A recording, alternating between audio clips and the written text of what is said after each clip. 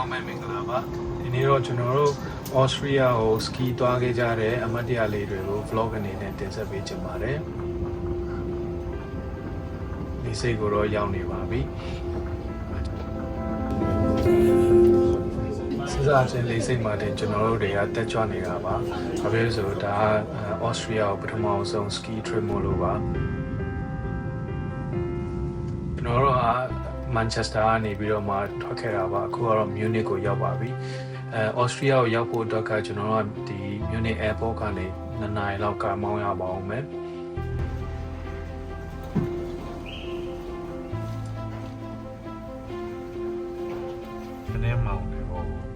ခုတော့ကျွန်တော်တို့တကယ်သွားမယ့်နေရာကိုရောက်နေပါပြီဒီ ski town ကိုတော့ Zalamzay လို့ခေါ်ပါတယ်အခုမြို့မရောက်ခင်မှာပဲအခုတောင်တန်းလေးတွေစပြီးမြင်နေပါပြီဒီလိုဖြူဖြူပုပ်ပုပ်နေတော်တော်ကြာလာတဲ့နေရာလေးကိုမြင်ရလိုက်ပြီဆိုကြတဲ့ကဒီ ski trip ကတော်တော်ပျော်ဖို့ကောင်းမယ်လို့စိတ်ထဲမှာဟုတ်တယ်ပဲအရန်ကိုကျဉ်းနေနေပါတယ်အားလုံးပဲ good morning ပါအခုတော့ကျွန်တော်တို့အိယာနိုးပါပြီအိယာနိုးပြီးဆိုတာနဲ့ ski သွားဖို့အတွက်ကြောင့်မလို့ getting ready လုပ်နေပါတယ်အခုကတော့ ski မသွားခင်မှာဒီကျွန်တော်တို့ငားနေတဲ့ဒီ ski apartment လေးကိုထိုးလေးပေးချင်ပါတယ်အခုဆိုလို့ရှိရင်ဒါအပြင်ဘက်ကနေမြင်ရတဲ့ရှူခင်လေးပါအခုဟိုးတောင်ထိန်နာမြင်နေရတာတော့ကျွန်တော်တို့ ski သွားမယ့်နေရာလေးပါအဲ့ဒီနေရာမှာကျွန်တော် ski လုပ်ပါမယ်ဒါကတော့ဘာလဲ ski လုပ်မယ့်အင်ဂျီတူတူတက်ဖြစ်ရပါမယ်မအေးမ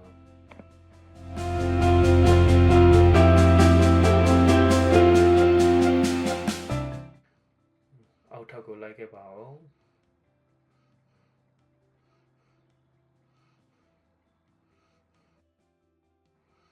ဒီခန်းထဲမှာတော့ facility တွေအစုံပါပဲကောင်းကောင်းလေးနားလို့ရပါတယ်ဘာဖြစ်လို့ရှိရင် ski ပြီးရင်အားလုံးကပင်ပန်းနေမှာဆိုတော့ဒီဟာလေးကတော့အတော်တက်နေရလေးမှရှိပါတယ်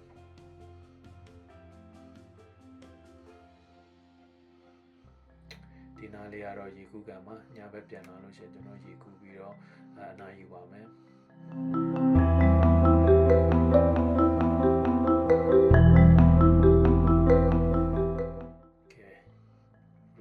ဖြစ်ပါပြီစသွားတော့ပါမယ်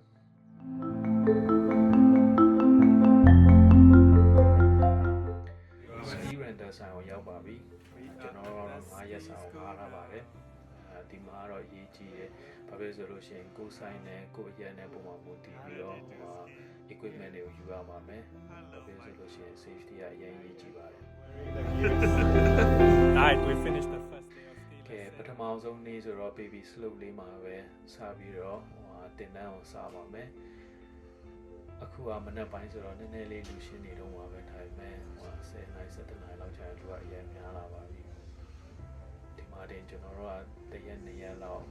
basic skill တွေကိုသင်ရပါမယ်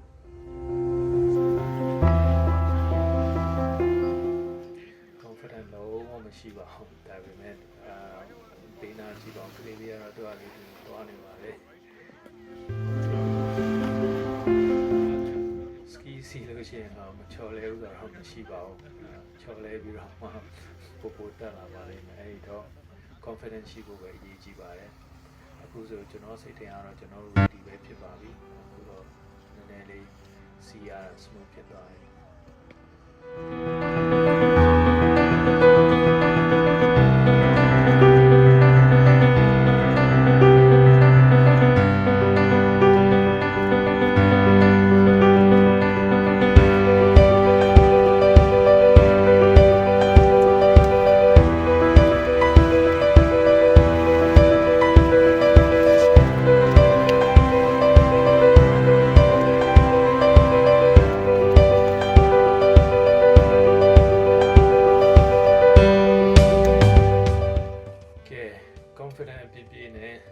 basic skill တွေတက်သွားပြီဆိုတော့ကျွန်တော်တို့အခုတောင်ပေါ်စတက်ပါပြီဒါက Clockburn လို့ခေါ်ပါတယ်1400 မီတာ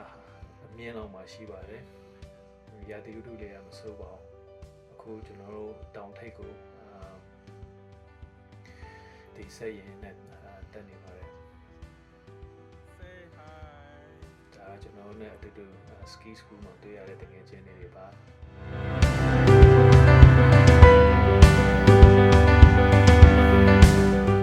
ကျွန်တော် baby slope မှာတော့ဒီလိုတက်ပုံတွေတော့ရိုက်ရဲပေါ့အခုကျတော့မှ confident နည်းနည်းလေးပြည့်ရတဲ့အတွက်ကြောင့်မလို့ဗီဒီယိုတွေစပြီးတော့အမှတ်တရအနေနဲ့ရိုက်ကြပါတယ်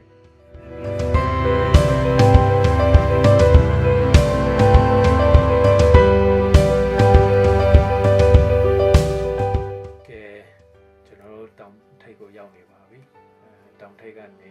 ဟိုးတောင်ဆုံးတီးကိုဆင်းသွားတဲ့ကျွန်တော်ရဲ့ ski journey လေးကိုအမှတ်တရအနေနဲ့ပြသွားချင်ပါတယ်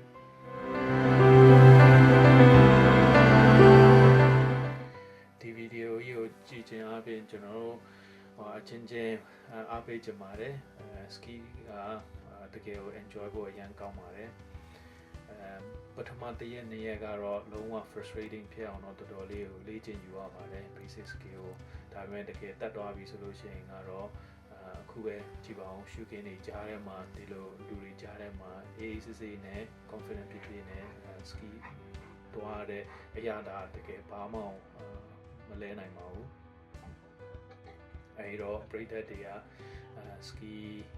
trip သွားမယ်လို့စဉ်းစားထားတဲ့တွေကိုသွားဖို့အတွက်ကိုကျွန်တော်ဒီဗီဒီယိုလေးကနေပြီးတော့အားပေးလိုက်ချင်ပါတယ်သွားပါလို့ပြောဆိုတကယ်ရန်အောင်ပြောဖို့ကောင်းတဲ့ခီးလေးပါကဲအောက်ကိုစားဆင်းပါပြီကြည့်ပါအောင်ကျွန်တော်ရဲ့တောင်ရဲ့အမြင့်ကိုပြီးတော့ရှုခင်းနေရအောင်တကယ်ကိုအရန်အောင်လာပါပါတယ်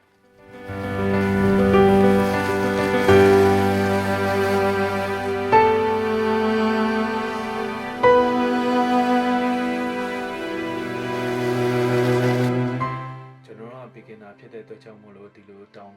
အမြင့်ကြီးစီကိုတော့ဒီလိုတစ်ဖွဲ့တည်းနဲ့မတွားရဲပါဘူးအနီးအခုနဖြတ်သွားတဲ့တယောက်ကတော့ကျွန်တော်ရဲ့ trainer ပါသူတို့ရဲ့ guidance အနေနဲ့ကြတော့မှကျွန်တော်ကတောင်ပေါ်တော့တက်ပါတယ်ပြီးလို့ရှိရင်ကတောက်လျှောက်တောင်ကိုအဲ့လိုမစင်းသွားပါဘူးခဏလေးတော့နားပြီးတော့မှအောက်ကိုဆင်းပါတယ်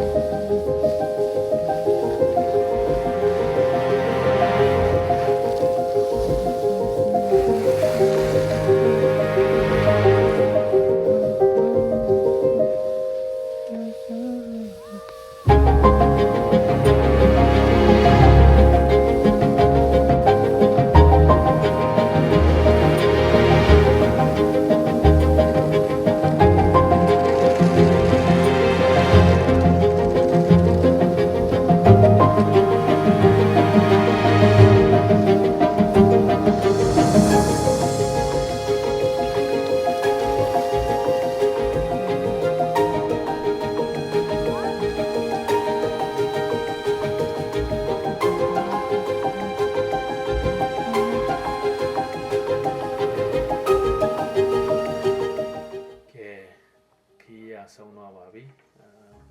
အားလုံးပဲကြိုက်ကြမယ်လို့ထင်ပါတယ်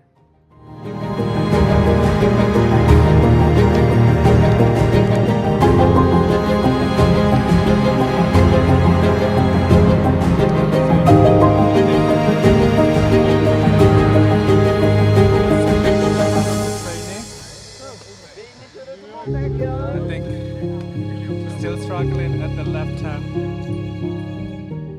ကဲနောက်တစ်ခေါက်တောင်ပေါ်ပြန်တက်ကြတာပေါ့ဒီမြင်ကွင်းလေးတွေကြည့်ပါအောင်တကယ်ကိုနေမြအောင်ဖြစ်ပါတယ်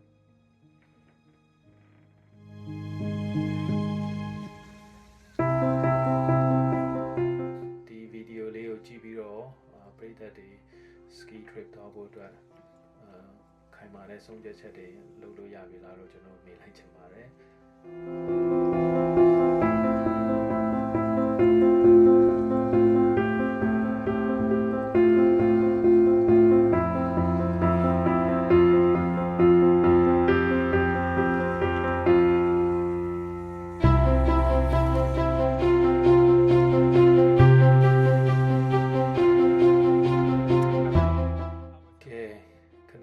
လိုက်ပါအောင်မယ်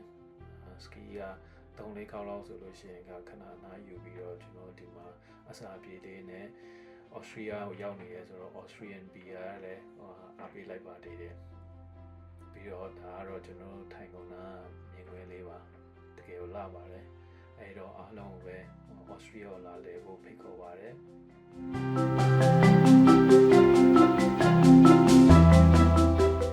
ဒီကနေ့တော့ဒီမှာတင်မဲ့ခီးဆုံးလိုက်ပါတော့မယ်အခုက ski lift ကနေပြီးတော့မှတောင်အောက်ကိုပြန်ဆင်းနေပါပြီကြည့်ကြည့်ပါဦးရှုခင်းလေးအရင်လာပါတယ်ski trip သွားလို့ရှိရင်ကဒီမှာကသူ့ slope တွေက level မျိုးစုံရှိပါတယ်ဒီအခုကျွန်တော်တို့တောင်အောက်ကိုဆင်းသွားတဲ့ slope က red လုံးဝ advance ဖြစ်တဲ့လူတွေမှာဆင်းသွားအဲ့တော့ကျွန်တော်တို့အတဲအနေရှိတဲ့တကြောင်မလို့မဆင်းရဲပါဘူးအဲ့တော့ ski lift နဲ့ပဲဆင်းပါတယ်ပထမအောင်ဆုံးစပြီးတော့ ski trip တက်မယ်ဆိုလို့ရှိရင်ကတော့ blue နဲ့ green နဲ့မှာပဲနေတာ safe အဖြစ်ဆုံးပါကျွန်တော်နေတဲ့နေရာကိုပြန်ရောက်ပါပြီski စီးပြီးသွားလို့ရှိရင်တော့ဘာဖြစ်ဆိုတောက်လျှောက်အေးနေတဲ့အတွက်ကြောင့်မို့လို့ဒီလိုရေကူးကန်နဲ့ဆော်နာတဲ့ဝင်ဖို့ကအရေးကြီးတယ်ဘာဖြစ်လို့ဆိုလို့ရှိရင်ကနောက်နေ့မနက်အတွက်ပြန်သွားပြီးတော့ ski ထပ်ပြန်သွားစီဖို့အတွက်က muscle recovery ရဆော်နာအရေးကြီးပါတယ်